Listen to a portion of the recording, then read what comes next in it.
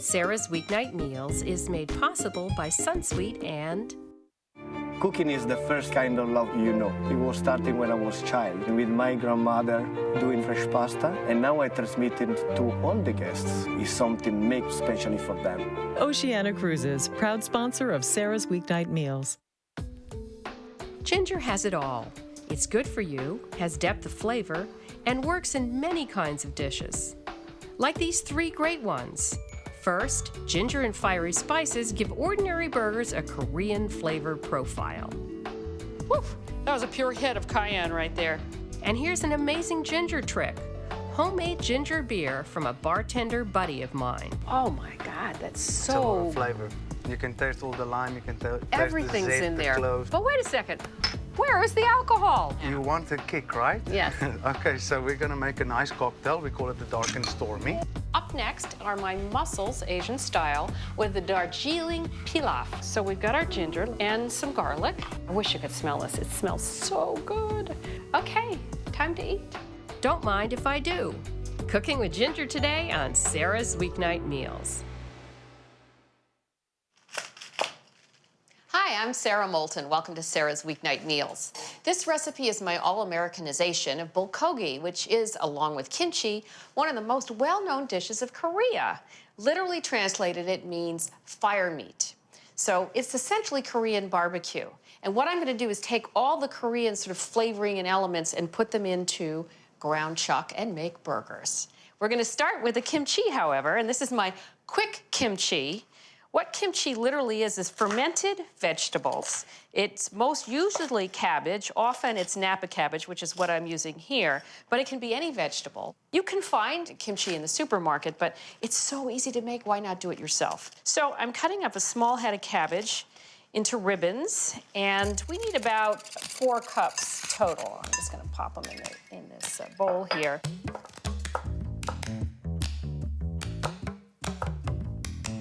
And then we're gonna add salt, and don't be horrified, we are making a pickle after all. So we're gonna add 1/3 cup of kosher salt. And I was advised by one of my culinary producers here, who happens to be half Chinese, 2 things that weren't in my original recipe. One is, make sure you really work the salt into the cabbage. And secondly, she said, after you get it worked in, you need to put a weight on it. And what the weight will do is help the salt to continue to permeate the cabbage. So I'm gonna put a little plastic wrap on top, and then a weight, a cute little weight. You could use a can of soup or something. So we're gonna let it marinate for 2 hours. I'm gonna make the flavoring, the stuff that goes on top. We've got about 1/3 cup of rice vinegar here, and this is unseasoned, no salt and no sugar added. I'm gonna control that myself. And we're gonna heat it up with a tablespoon of white sugar. Now for our hot stuff, we're adding paprika and cayenne. The paprika could actually just be sweet paprika if you don't want it that hot, or it could be hot paprika. Hey, it could even be hot smoked paprika, whatever you feel like. And then the cayenne, of course, which is very hot, and that's 1/4 teaspoon. Traditionally, kimchi is both flavored and colored. It colors slightly from a Korean chili flakes that you can buy in specialty food shops.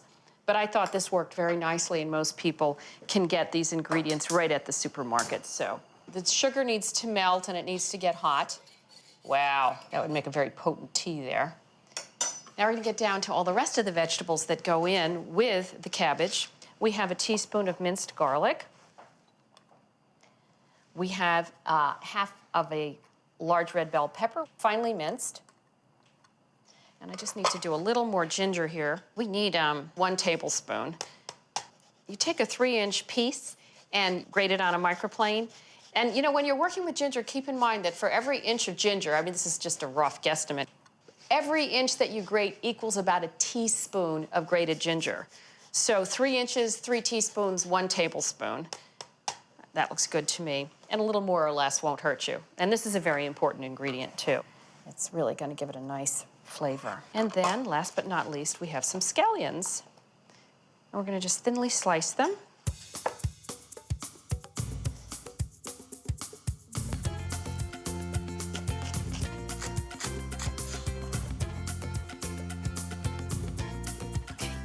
So now I'm gonna go see how my cabbage that I've marinated for 2 hours is doing. This is what you've got left. So now we've got to rinse this because we want to get off that excess salt. So we drain it first, and then we rinse it with some cold water.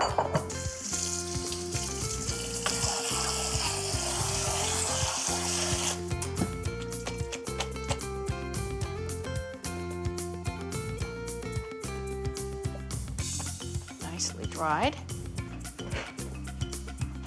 We're gonna add it to all the vegetables we got ready a minute ago.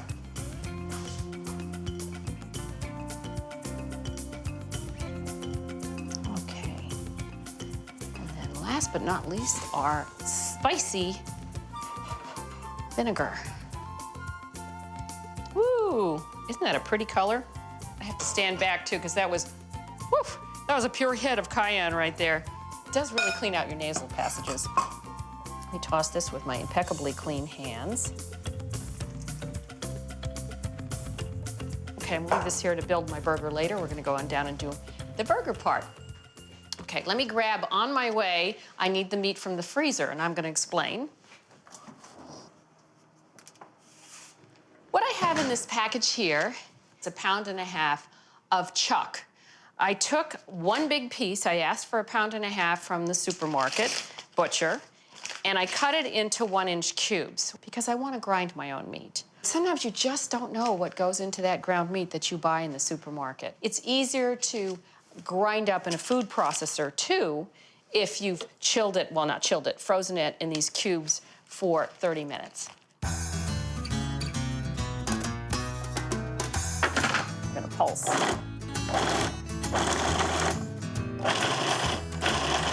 To the bowl. We're gonna add some scallions, 4 medium scallions that we thinly sliced. And a little bit of ginger here too. We've got 3/4 of an inch, which means 3/4 of a teaspoon. A minced garlic clove. And then we've got a little bit of rice vinegar, 1.5 tablespoons, again, unseasoned. 2 tablespoons of soy sauce. 1.5 teaspoons of dark sesame oil. And last but not least, we're gonna put some brown sugar. Gives it a little bit of a depth of flavor. So that is what goes into our burger. And with my impeccably clean hands, I'm going to mix it and shape it into 4 patties. Don't work it too much. You want a nice, loose burger, not a tight one.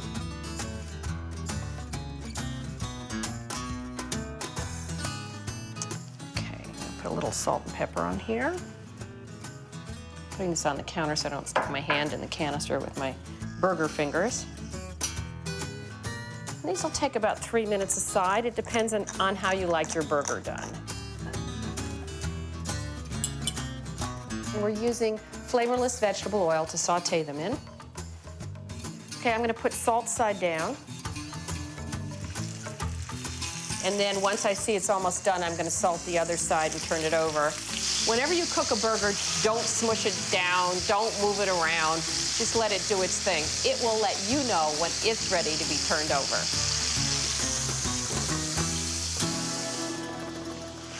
Okay, I just toasted the buns in the oven, which is a very easy way to do it. Get our burgers turned.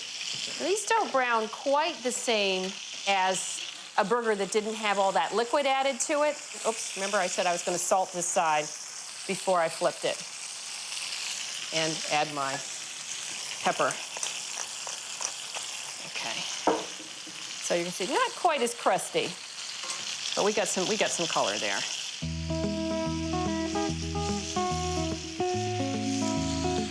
So another 3 minutes, I'm gonna crank it, and we'll be ready to go.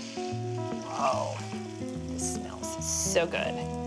So now we're gonna top this off with some of our kimchi, and we have the most delicious combination of flavors and textures. There you go. We're serving it with some miniature heirloom potatoes that we've just steamed briefly. You know, who knew you could make this exotic Korean burger with homemade kimchi on a weeknight? You can.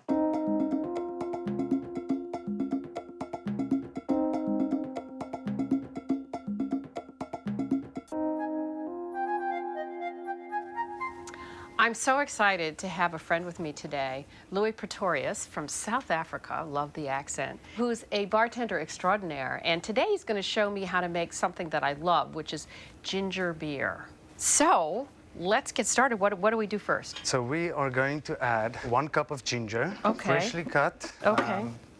Oh, but can I show you a little trick? Yes, please. If you don't want to waste any ginger, you just use a spoon and you can peel it so you get every last bit of the flesh. You don't waste anything. All right, I'm done with my tip of the day. Okay. So. Excellent. So we're going to take this 1 cup of freshly cut ground ginger and we're going to add it to a quart of water. Okay. And then we're going to put it in our blender. Yeah, that's one blender. My God, that's frightening. Looks like something from Star Wars. It does. Looks like Darth Vader. Oh, my goodness. Okay, that is a super machine. Is that a special bartender blender? We use these especially at functions to not have that much noise when you do Okay. the blending. There we go.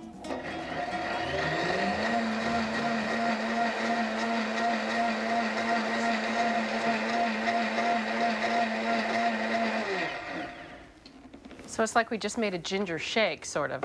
Basically, yes. We want it into a puree so that we can extract as much as possible the flavor of the ginger. Got it. So basically then we're going to take our blender and we're going to strain our puree into our pan. We don't want all those unwanted little pieces. Of ginger in there. And we're going to squeeze it through.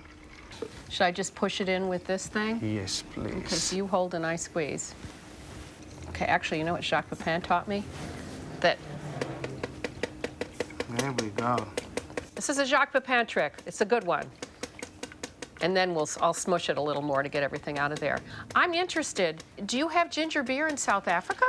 Yes, ginger beer originally started with the Brits in the UK. And as you know, South Africa was colonized by the British. Okay. So that's why I decided to become a professional at making ginger beer. Okay, I'm sure that's why you did. Okay, I think that's good, right? Excellent, yes. We Okay. got all the flavor out of that. Now we are going to add the zest and the juice of 1 whole lime. That's a nice addition. It's not just straight ginger. Then we're going to add the zest and the juice of 1 whole orange. Nice. So this is very refreshing. Yes, original recipe. Okay. Okay, perfect. Then we're going to add 3 cloves and a stick of 1, cinnamon. 2, 3. We're getting wild here with the cloves. Yes, yes. And 1 stick of cinnamon. There we go. Okay. Perfect. And then Then we're going to add 2 cups of sugar. 1. And obviously, depending on the results, whether you like it more sweet, less sweet, you can always adjust your, Yes, yes. your content of sugar. After that, we're going to bring it to a medium heat simmering. We just want to get our sugar thoroughly melted. Melted. You might need the rubber spatula just to stir Yeah, this go through ahead. a little bit. Once the sugar is dissolved, we're going to switch off the heat, leave it to steep for a while, 1 hour, I would suggest. okay. And after that, we're going to strain it 1 more time, but this time we're also going to use a cheesecloth. Okay. Once we have that, you have your ginger beer, your final product, and you will be able to chill it and use it in cocktails. And Can we taste it? definitely, I have a little surprise for you today. You do? Oh, I like that. Boy, that's a beautiful color, isn't it? Now we're going to taste the ginger beer that we made. All right, chin chin. Ching ching. That is, oh my God, that's It's a lot so. of flavor. You can taste all the lime, you can taste the Everything's zest, in the there. cloves. And you finished with everything. the ginger. Delicious. But wait a second. Where is the alcohol? The word ginger beer is a little bit misleading, as the most modern ginger beers do not have alcohol. When it was discovered or made the first time, they used to add a wild yeast culture, which would then ferment up to a maximum of 11%, and that's where the beer connotation came to ginger beer. But What are you going to make for me you now? want a kick, right? Yes. Okay, so we're going to make a nice cocktail. We call it the Dark and Stormy. So, interesting story. This whole cocktail's name and everything came from Bermuda, where we had the Royal Navy Club of Bermuda. They first made this cocktail. And you will see in just a second where the name actually comes from, because we're going to add the secret ingredient on top. Okay. So, a little bit of dark rum. Oh, I'm getting it.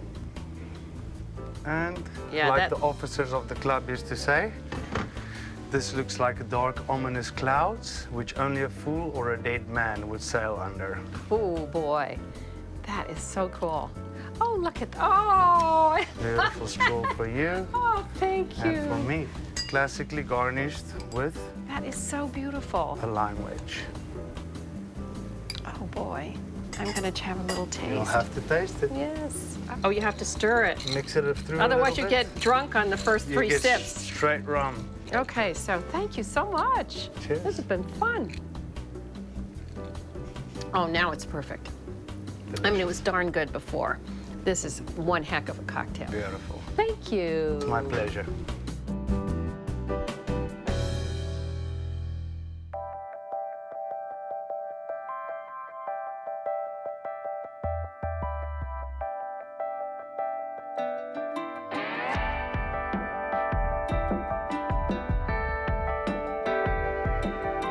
Up next are my mussels, Asian style, with the Darjeeling pilaf. And I'm starting with the pilaf because it takes a little longer than the mussels.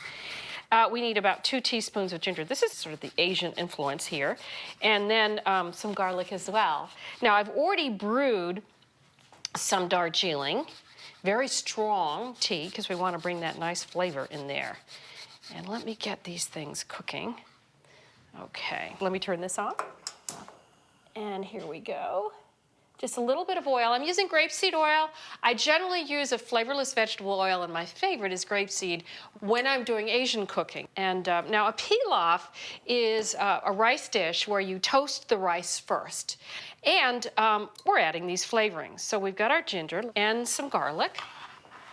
You could add some onion too if you want, but I'm just keeping it real simple because we've got plenty of things going on in the mussels, with the mussels. Now, while that's just getting a little fragrant, let me grab my rice. Now, I love rice for Asian dishes. It's so appropriate. White rice is great. Any rice is great. But because it's a great sauce absorber, you just want to capture that sauce somehow.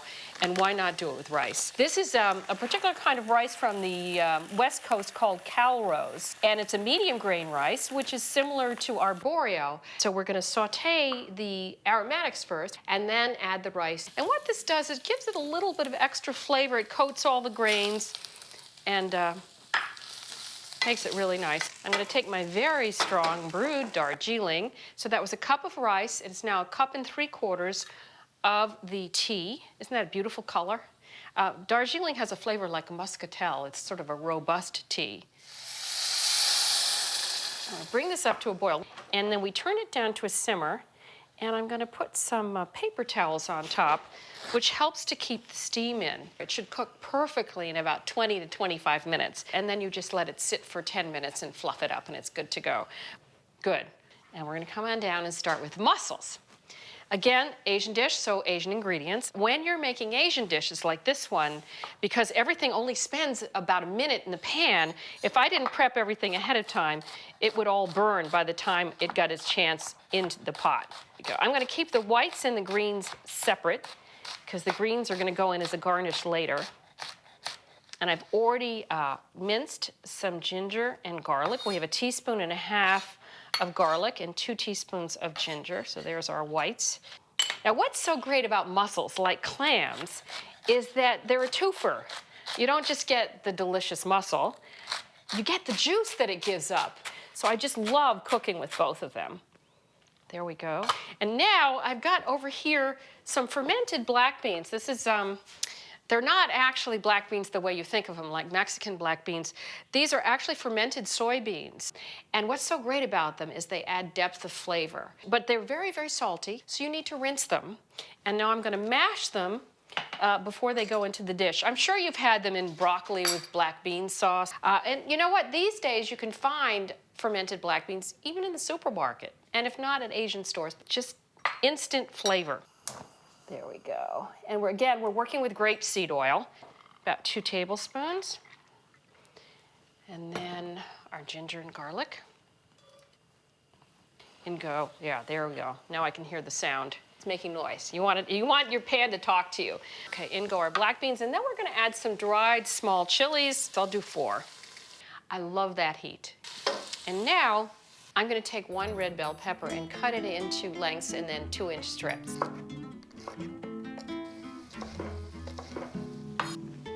Give it a stir or 2. Another minute or 2. We're just softening them because they're gonna cook in there. This is all gonna cook in with the mussels. Okay. So today, I have wild mussels. These have already been scrubbed. You have 2 main choices at the fishmonger. You have wild, and you also have cultivated. Now, how I know these are wild is because they're really big. The cultivated are much smaller, shinier shells, and they rarely come with this. And this is referred to as a beard. Sometimes it's hard to pull out just with your hand, so you take a towel and pull it off. There we go. I have 1 more here, I think. This guy is not kicking. If you see any that are open, tap them, and they should close if they're still alive. And if they're not, into the garbage. Okay, so dump them in. Then we're gonna add a 1/2 cup of chicken broth. I like a flavored liquid, and I'm not really a fan of the fish stocks that you buy in the supermarket or the clam juice. But because we all know how salty shellfish can be, I either use my own homemade chicken stock when I have it in the fridge, and that is very low sodium, or I use the low sodium stock from the supermarket because most chicken broth that you buy in the supermarket is very salty. So we don't need salt upon salt upon salt. This is gonna take, because these are big guys, this might take up to 5 minutes for them to open. And what I'm gonna do, as they open, I am going to remove them, because if I waited for all of them to open, the first one that opened, which might be 2 minutes from now, would be in there for another 3 or 4 minutes while the last one opens, and all it's doing when it opens up is getting tough. All right, we're gonna add to our chicken broth that we have left. It's a cup total, so a 1/2 cup goes in then. We're gonna add 2 tablespoons of cornstarch, 1 tablespoon of rice wine or sherry, and 2 teaspoons of soy sauce. Light would be a good idea here, again, because we're trying to keep the sodium down. And the cornstarch is gonna dissolve for a minute. I'm gonna go chop up my bok choy. So here's our bok choy. We're cutting it in half, this baby. We're just gonna cross-cut slice it.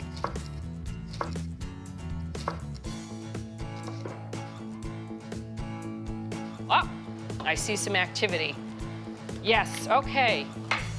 Here we go. I can see in this corner, there we go.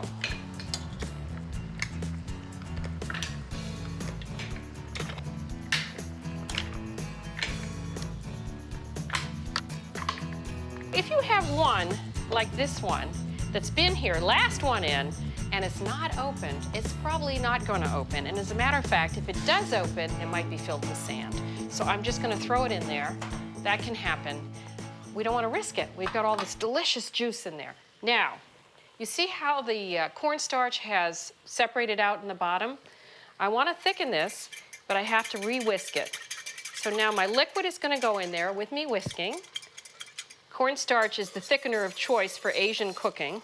We want to bring it back up to almost a boil. It doesn't need to be quite at a boil. Cornstarch thickens pretty quickly. And then I'm going to add in, there we go, all of my bok choy. And we're just going to steam it for a minute. We're just going to cook it in the liquid. It's going to give off some water. So we'll thin down the sauce a little bit. We want it to be crunchy, though. That is beautiful. Okay. So now I'm going to put the mussels. You could do this with clams, exact recipe too, and just let them reheat and give off their liquid. And I'm going to check my rice, and I think we're ready to go. Okay. Let's fluff this up, and it's time to serve. Just a little bit. Be gentle with the rice. We like it light and fluffy, just like that. Okay, so I'm going to start with a little rice on the bottom, and then our mussels and their delicious sauce. See that pretty color? That is from the Darjeeling, and the flavor is wonderful. So we'll take some mussels, and I've got to get the liquid too, because the liquid, it's all about the gravy. But the mussels are awfully good too.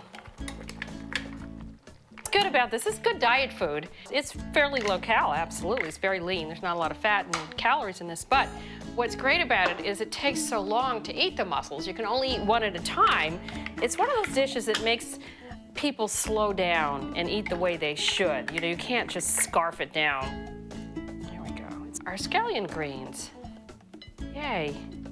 Well, I wish you could smell this. It smells so good. Okay, time to eat. Bivalves for dinner, what a great idea. I mean, whether you make Dale Taldy's pad thai oysters, or if you make my mussels Asian style with Darjeeling tea pilaf, so simple, so delicious on a weeknight. I'm Sara Moulton. I'll see you next time.